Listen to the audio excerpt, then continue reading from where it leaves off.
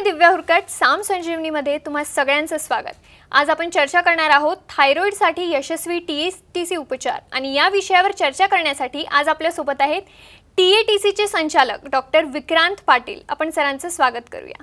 Sir, कार्यक्रमात खूप खूप स्वागत आहे। धन्यवाद। डायबिटीज पाठोपाठ आपल्या देशात आता थायरॉइड खूप जास्त प्रमाणात वाढू लागला आहे। थायरॉइडची गोळी आयुष्यभर घ्या असं आधुनिक शास्त्रात सल्ला दिला जातो।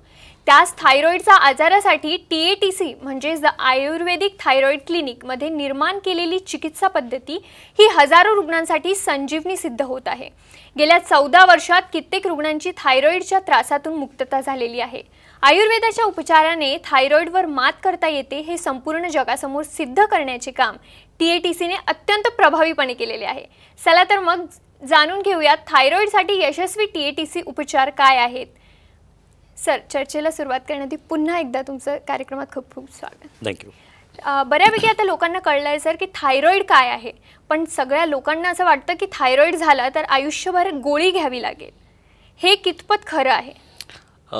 दिव्या, खूप छान प्रश्न आहे। कारण बेसिकली काय होतं की रोगी किंवा तो पेशंट जो आहे तो ज्या डॉक्टरांकडे जातो तिथे जनरली त्यांना गेल्यानंतर एक गोळी लिहून दिली जाते आणि ती आयुष्यभर घ्यायला लागणार असं सांगितलं जातं। मुळात जर आपण बघितलं ना तर शरीरामध्ये स्वतःच हिलिंग करण्याची कॅपॅसिटी असते। म्हणजे कोणताही आजार असू दे तो आपोआप बरा होण्याची एक क्षमता शरीरामध्ये असते। ज्यावेळेला ती क्षमता कमी पडते त्यावेळेला तो आजार बरा होत नाही आणि ज्यावेळेला ती क्षमता चांगली असते त्यावेळेला तो आजार आपोआप बरा होऊ शकतो।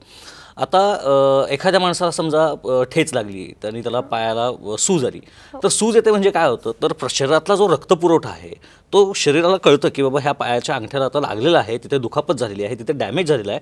सो रक्तप्रवाह तिकडे वाढला जातो आणि तिथे हिलिंगचं काम करून नंतर तो बरा होत असतो। असे कितीतरी आजार असतात जे आपोआप बरे होत असतात।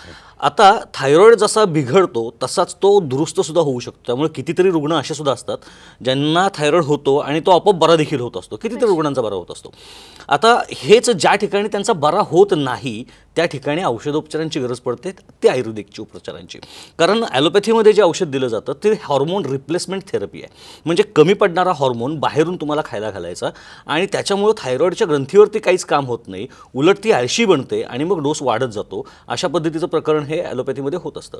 आयुर्वेदामध्ये तसं नाही। आयुर्वेदामध्ये ज्यावेळेला आपण बघतो त्यावेळेला ती थायरॉइडची जी बिघडलेली ग्लँड आहे त्याला दुरुस्त करण्याचं काम आयुर्वेदामध्ये केलं जातं आणि त्याला एक होलिस्टिक ॲप्रोच ज्याला आपण म्हणूया, ज्याच्यामध्ये सगळ्याच बाबतीत विचार केला जातो, असा विचार केला जातो। कारण काय आहे की T4 ह्या हॉर्मोन जो आहे, T4, T3 आणि TSH असे 3 हॉर्मोन असतात। पैकी TSH जो आहे तो मेंदूमध्ये तयार होत असतो, T3 आणि T4 ते इथे तयार होत असतात।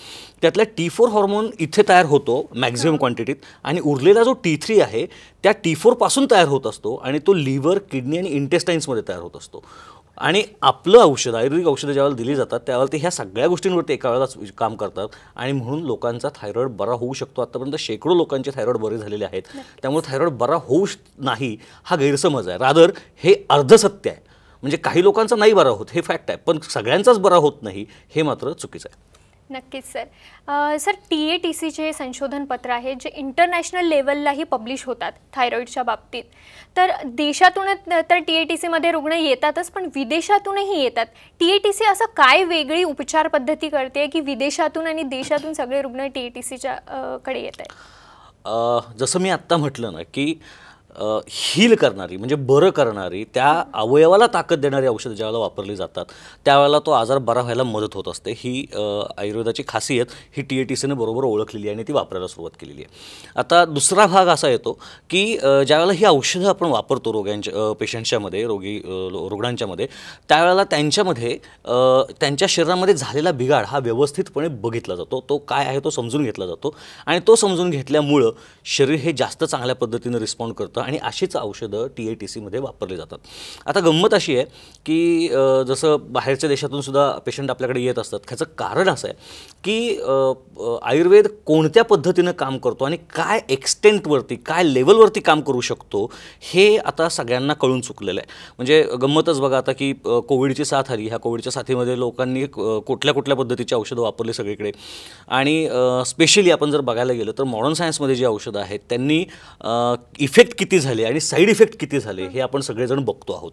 आणि त्याचाच परिणाम म्हणून कितीतरी औषधं हळूहळू टाईम बिंग 1 वर्षाच्या आतमध्ये आली आणि त्यानंतर ती बॅन पण केली गेली, बंद केली गेली, त्याच्यावरती बंदी घातली गेली, हे आपल्या सगळ्यांना माहिती आहे. तर याचं कारण असं की जसजसा वेळ जातो तसतसं काही औषधांचे साईड इफेक्ट कळतात आणि जसजसा वेळ जातोय तसतसा लोकांना आयुर्वेदाचे इफेक्ट कळत आहेत. तर आयुर्वेदाचे इफेक्ट आता लोकांना कळायला लागलेले आहेत आणि त्यामुळे कोविडमध्ये सुद्धा खूप मोठ्या प्रमाणावरती हे वापरलं गेलं, आयुर्वेद वापरला गेला आहे.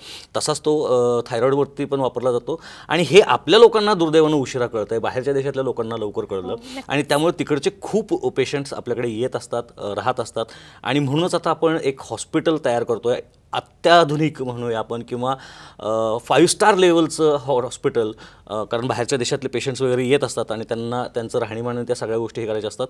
त्याच पद्धतीचं हॉस्पिटल आपण उभारलेलं आहे आणि पुढच्या काही दिवसांमध्येच ते लोकसेवेमध्ये अर्पणसुद्धा होईल. तर ह्या सगळ्या हॉस्पिटल आणि त्या हॉस्पिटलमध्ये सगळ्याच गोष्टी असतील, म्हणजे ते मल्टी स्पेशालिटी आयुर्वेदिक हॉस्पिटल अशा पद्धतीने त्याचा भाग आहे. त्याच्यामध्ये ॲक्युप्रेशर आहे, ॲक्युपंक्चर आहे, फिजिओथेरपी आहे, नॅचरोपॅथी आहे, हेअर अँड ब्युटी ट्रीटमेंट्स आहेत, त्यानंतर पंचकर्म आहेत, त्यानंतर बाकीच्याही काही सोयी तिथं आहेत, आयुर्वेदिक उपचार सगळे आहेत त्याच्यामध्ये. ह्या सगळ्या गोष्टींचा समावेश त्याच्यामध्ये केलेला आहे. असं ते हॉस्पिटल आपण रुग्णांसाठी तयार केलेलं आहे. नक्कीच. हा इमॅजिनेशन खूपच छान आहे. मल्टी स्पेशलिटी आयुर्वेदिक हॉस्पिटल. सध्या आत्तापर्यंत आपण ॲलोपॅथी मल्टी स्पेशलिटी हॉस्पिटल खूप बघितले असतील सगळ्यांनी. आयुर्वेदिक हॉस्पिटल हा पहिलाच असेल असं मला वाटतं. बरोबर. सर इथे नवीन हॉस्पिटलमध्ये किंवा आत्ताही TATCच्या ब्रांचेस जिथे जिथे आहे तिथे TATCची टीम कशा प्रकारे काम करते? मुळात कसं होतं ना की ज्यावेळेला एखाद्या पेशंटला ट्रीटमेंट करायची वेळ येते आणि कुठलाही डॉक्टर एका विशिष्ट क्षेत्रामध्ये ज्यावेळेला खूप दिवस काम करतो, म्हणजे आता TATC थायरॉईडच्या क्षेत्रामध्ये काम करते, त्याला जवळपास 14 वर्ष होत आली आहेत. का ठराविक काळानंतर ना त्याच्यामध्ये आपोआपच मास्टरी डेव्हलप होत जाते. म्हणजे रोज स्वयंपाक करणारे स्त्री आणि त्याच्या ठिकाणी कधीतरी स्वयंपाक करणारी स्त्री ह्याच्यामध्ये जो फरक असतो ना, तसं आता 14 वर्षानंतर आमच्या सगळ्या टीमला एवढा एक्सपिरियन्स झालेला आहे की त्यांना वेगळं काही खरं तर सांगावं लागत नाही. पण तरीसुद्धा आत्ताचा जमाना जो आहे, आत्ताचं जे जग आहे ते आधुनिक जग आपण त्याला म्हणतो, नवीन नवीन गोष्टींचे शोध लागलेले आहेत. त्यामुळं ह्या थायरॉईडच्या आजाराचं आम्ही ग्रेडेशन केलं. म्हणजे थायरॉईड कधीपासून आहे, कुणाला आहे, पेशंटचं वय किती आहे, ती स्त्री आहे का तो पुरुष आहे, त्याच्यानंतर त्यांना कोणकोणत्या कंप्लेंट्स आहेत, ह्या सगळ्यांवरती एक ग्रेडेशन तयार होतं. मग ग्रेड 1, ग्रेड 2, ग्रेड 3 अशा पद्धतीचे त्याचे कॅटेगरीज तयार होतात आणि त्या कॅटेगरीजनुसार हे ज्यावेळेला आपण सॉफ्टवेअरमध्ये टाकतो, याचं एक सॉफ्टवेअरच तयार केलेलं आहे. त्यामुळे कोणताही डॉक्टर TATCचा प्रश्न विचारायला बसला तरी चुकूनसुद्धा एकही प्रश्न विचारायचा राहत नाही. त्यामुळे पेशंटला बऱ्याच वेळेला हा म्हणजे उदाहरणार्थ असं होतं की एखाद्या पेशंटला पचन चांगलं होत नसतं आणि त्याला हे माहीत नसतं की ह्याच्यामागे सुद्धा थायरॉईड आहे आणि त्यामुळे तो ते सांगत नाही बऱ्याच वेळेला. तर TATCमध्ये असं होत नाही. TATCमध्ये प्रत्येक पेशंटला खोदून त्याची सगळी हिस्ट्री घेतली जाते, त्याच्यातल्या सगळ्या प्रॉब्लेम्स काय आहेत ते समजून घेतले जातात, ते सगळे सॉफ्टवेअरमध्ये टाकले जातात आणि ते टाकल्यानंतर त्याचं ग्रेडेशन सॉफ्टवेअर आपोआपच तयार करतं आणि ते ग्रेडेशन तयार झाल्यानंतर त्याला पुढे कुठली ट्रीटमेंट द्यायची ह्याचं सुद्धा सगळा प्रोटोकॉल तिथं तयार होतो. म्हणजे स्टँडर्ड ऑपरेटिंग प्रोसेसेस ज्या आहेत त्या TATCमध्ये तयार झालेल्या आहेत. त्यामुळे TATCच्या क्लिनिकमध्ये कुठल्याही डॉक्टर, म्हणजे तिथं डॉक्टर हर्षवर्धन असू देत, डॉक्टर सोनाली असू देत, डॉक्टर भावना असू देत किंवा मी किंवा डॉक्टर सुषमा पाटील मॅडम असू देत, कुणीही क्लिनिकमध्ये बसलं तरी ट्रीटमेंट प्रत्येक पेशंटला सेम जाते, अजिबात त्यामध्ये फरक पडत नाही. ही TATCची खासियत आहे आणि म्हणूनच प्रत्येक डॉक्टरकडून प्रत्येक पेशंटला तितकाच चांगला रिझल्ट दिला जातो. नक्कीच सर. सर आपल्या TATCच्या ब्रांचेस ज्या आहेत त्या पुणे, मुंबई, नाशिक, कराड आणि कोल्हापूर येथे आहेत. पण येथून बाहेर जे रुग्ण आहेत आणि आता आपण आत्ताच सांगितलं की देश आणि विदेशात थायरॉईड आहे आणि ते रुग्ण TATCला येऊ इच्छितात, तर मग त्या रुग्णांनी ज्यांना TATCची ट्रीटमेंट हवी आहे आणि तिथे ब्रांचेस नाही, त्या रुग्णांसाठी काय नियोजन केलं आहे? कसं होतं की ह्या ज्या बाकीच्या ब्रँचेस आहेत ते व्हिजिटिंग आहेत, म्हणजे डॉक्टर जिथे जातात, पेशंट येतात, पेशंटला आम्ही बघतो आणि ट्रीटमेंट दिली जाते. आता बाकीच्या रुग्णांसाठी सध्या तरी हॉस्पिटल ही फॅसिलिटी आपली तयार झालेली आहे. म्हणजे ज्यांना येऊन पंचकर्म आणि डिटॉक्सिफिकेशन प्रोसेसेस करायच्या आहेत त्यांच्यासाठी मल्टी स्पेशालिटी आयुर्वेदिक हॉस्पिटल तर आता उभं राहिलेलंच आहे. याच्याशिवाय याच्या व्यतिरिक्त जर आपण बघायला गेलो तर एक गोष्ट अशी प्रकर्षानं जाणवते की खूप अजून मोठा भाग आहे जिथून पेशंट्स येत आहेत. म्हणजे अमरावतीहून पेशंट येतात, असतात, नागपूरहून पेशंट येत असतात, यवतमाळहून पेशंट्स येत असतात आणि त्यांना हे लांब पडत असतं. तर यासाठीच आता TATC एक नवीन हे सुरू करतो आहे. आपण प्रोग्राम म्हणूया की आपण आपल्या नवीन ब्रँचेस दुसऱ्या ठिकाणी द्यायला सुरुवात करतो आहे, फ्रँचायझीज द्यायला सुरुवात करतो आहे आपण पुढच्या महिन्यापासून, जेणेकरून बाकीचे डॉक्टर जे आहेत ते TATC बरोबर जोडले जातील. आणि TATC बरोबर जोडल्यानंतर TATCचं जे ट्रेनिंग मॉड्यूल आहे, ज्याच्यामध्ये थायरॉईड कसा समजून घ्यायचा आणि त्याला कशी ट्रीटमेंट करायची, हे सगळं ट्रेनिंग दिल्यानंतर त्या ब्रँचेस सगळ्या हळूहळू महाराष्ट्राच्या वेगवेगळ्या ठिकाणी ह्या चालू होणार आहेत. त्यामुळं महाराष्ट्रातल्या प्रत्येक कानाकोपऱ्यामध्ये लोकांना ती सेम ट्रीटमेंट तेवढ्याच चांगल्या पद्धतीनं आपल्याला देता येऊ शकेल. नक्कीच सर. सर सध्या चर्चेत एक फोन येतोय कार्यक्रमात. फोन घेऊयात. मनीषा आहेत औरंगाबादवरून. काय प्रश्न आहे मनीषा तुमचा? मॅम, मला थायरॉइड आहे. 8 वर्ष झालं मला थायरॉइड आहे. मग ते गोळ्या सतत चालू ठेवावं लागते का बंद केल्या तर चालते? नाही, तुम्हाला जी गोळी आत्ता चालू आहे ती रोज सकाळी उपाशीपोटी घ्यायची एक गोळी अशीच असेल, बरोबर ना? हां, तर एक गोळी रोज सकाळी उपाशीपोटी जी आपण घेतोय आत्ता किंवा तुम्ही घेताय आत्ता, ती बेसिकली त्या थायरॉईडचा कमी पडणारा जो हॉर्मोन आहे त्या हॉर्मोनची गोळी आहे. जोपर्यंत तुमच्या शरीरामध्ये हॉर्मोन तयार होत नाही तोपर्यंत तुम्हाला ती गोळी घ्यावी लागते. जर तुम्ही TATCचे उपचार घेतलेत तर तुम्हाला तुमच्या शरीरामध्ये हॉर्मोन परत तयार व्हायला लागतात आणि ही गोळी जी आहे ही गोळी हार्मोन तयार करत नाही, उलट ती कमी पडणारा हॉर्मोन फक्त बाहेरून खायला घालत असते. म्हणजे असं समजून घ्या की घरामध्ये एखादी व्यक्ती आहे आणि तिनं काम करत नाही आहे म्हणून तिच्या जागेवरती दुसरी व्यक्ती आणून ठेवायची, पण त्याच्यामुळे ती आधीची घरातली व्यक्ती जी काम करत नाही ती काम करायला शिकत नाही, उलट ती आणखीन आळशी होते. तसा प्रकार थायरॉईडच्या ग्लँडच्या बाबतीत होत असतो. त्यामुळे तुमच्या बाबतीत बघायला गेलं तर तुम्हाला जर आयुर्वेदिक उपचार केले गेले चांगल्या पद्धतीने व्यवस्थित तर तुमची ग्लँड पुन्हा काम करू शकते किंवा शकेल. ते तपासल्यानंतर आणि हे सगळं झाल्यानंतर ठरू शकेल. पण काय काय थायरॉईडची तसं पाहायला गेलं तर एकच सामान्य तपासणी असते, T3, T4 आणि TSH अशी तपासणी असते. तर ती एकदा करून घ्या आणि तो शक्य झालं तर TATCला व्हिजिट करा.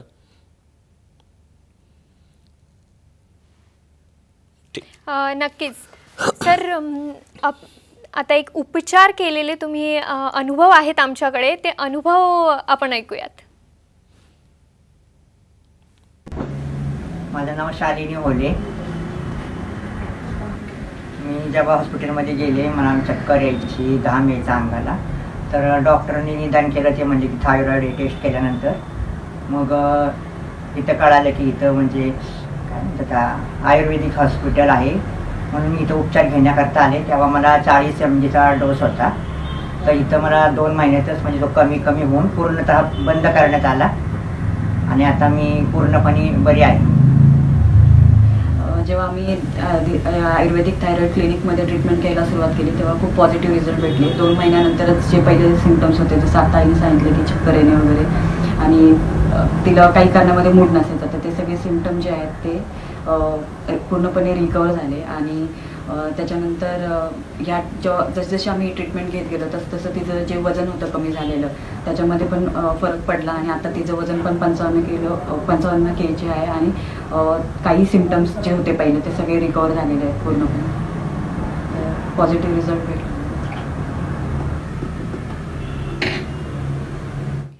TATCच्या उपचारांबद्दल आणि फ्रँचायझींबद्दल आपल्याला अजूनही जाणून घ्यायचं आहे आणि सर आपल्याला मार्गदर्शन करणारच आहेत, पण तुर्तास वेळ झाली एक छोट्याशा ब्रेकची. कुठेही जाऊ नका, पाहत रहा साम संजीवनी.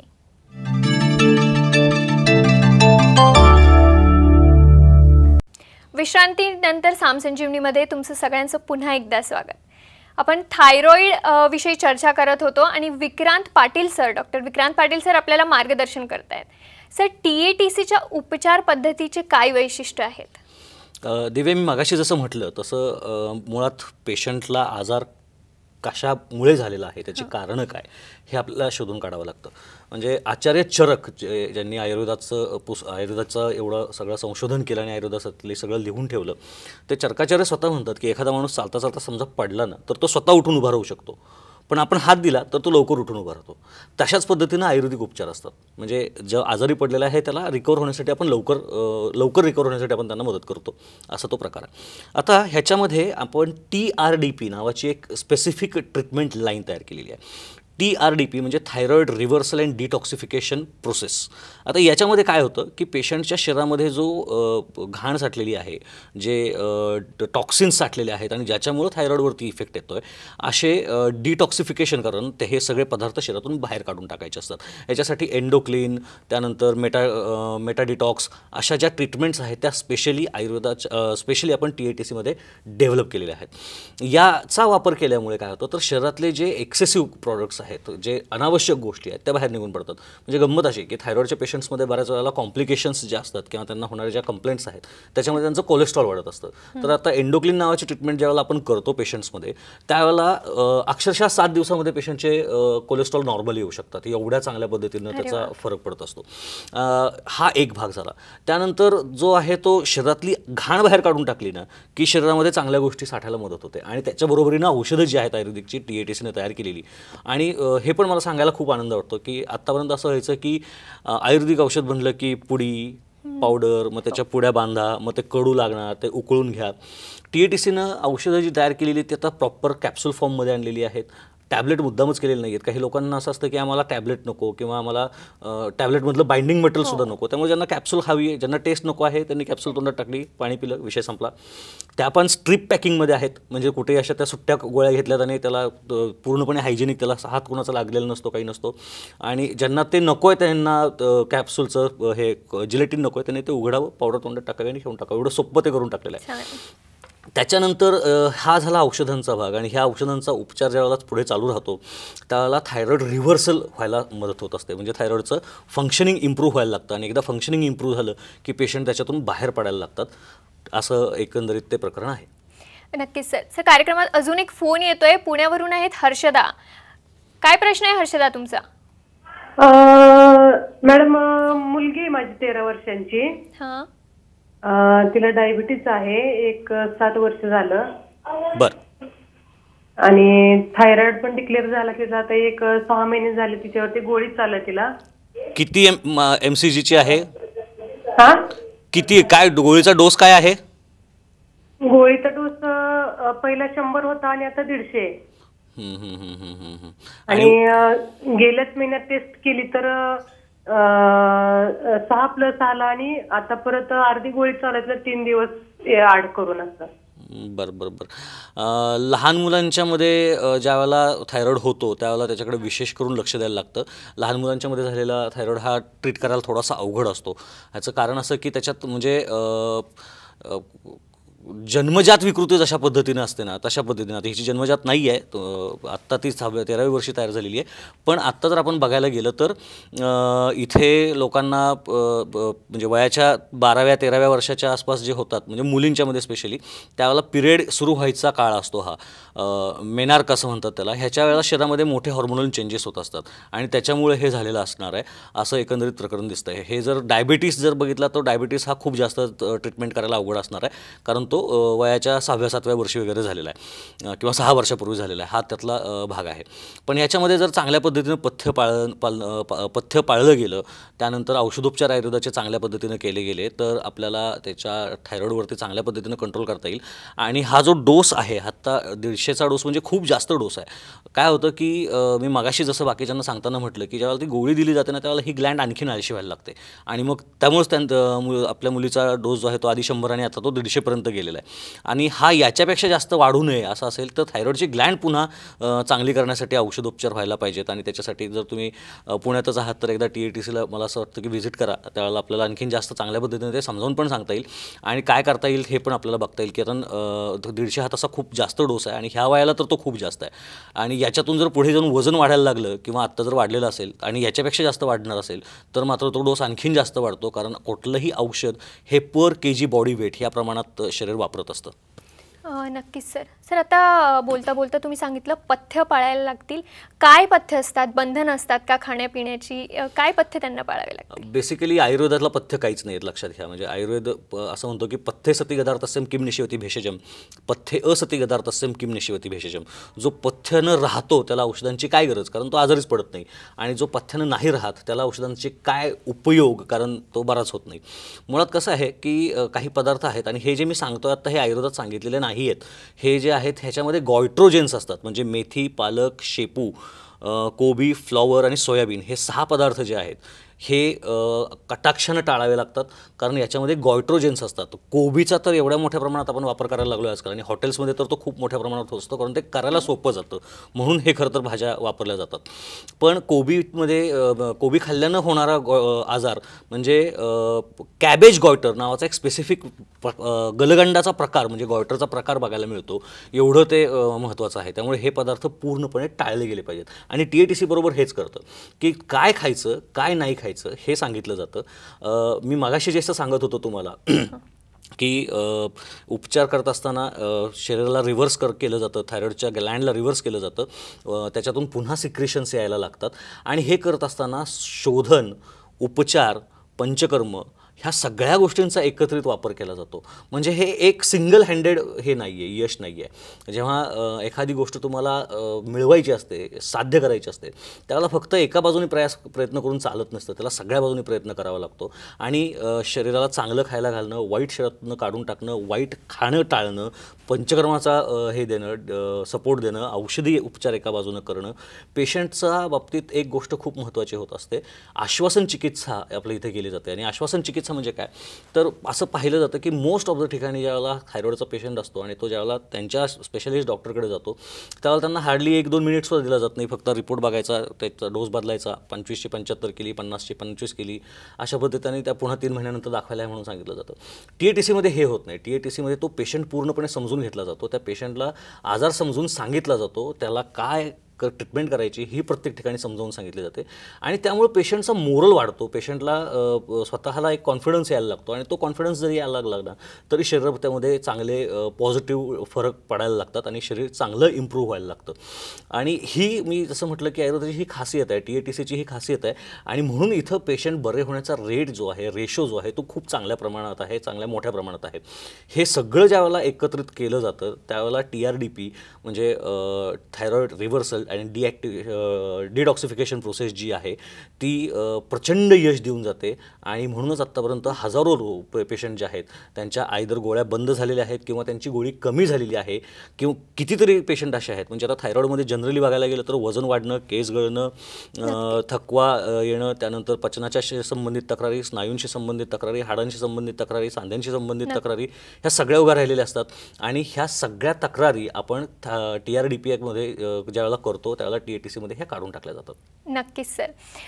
तर तुम्हालाही आपली थायरॉईडची गोळी बंद करायची असेल तर नक्कीच TATCला व्हिजिट करा. त्यासाठी सध्या आमच्या स्क्रीनवर जे नंबर फ्लॅश होत आहेत त्या नंबरवर तुम्ही कधीही संपर्क करू शकता आणि TATCला व्हिजिटही करू शकता. सर, तुम्ही आमच्या कार्यक्रमात आलात आणि इतकी मोलाची मार्गदर्शन तुम्ही आमच्या प्रेक्षकांना केलं त्यासाठी खूप खूप आभार. धन्यवाद. आज इथेच वेळ झाली आहे थांबण्याची, पण नवीन विषयासोबत आणि नवीन माहितीसह लवकरच भेटणार आहोत. कुठेही जाऊ नका, पाहत रहा साम TV.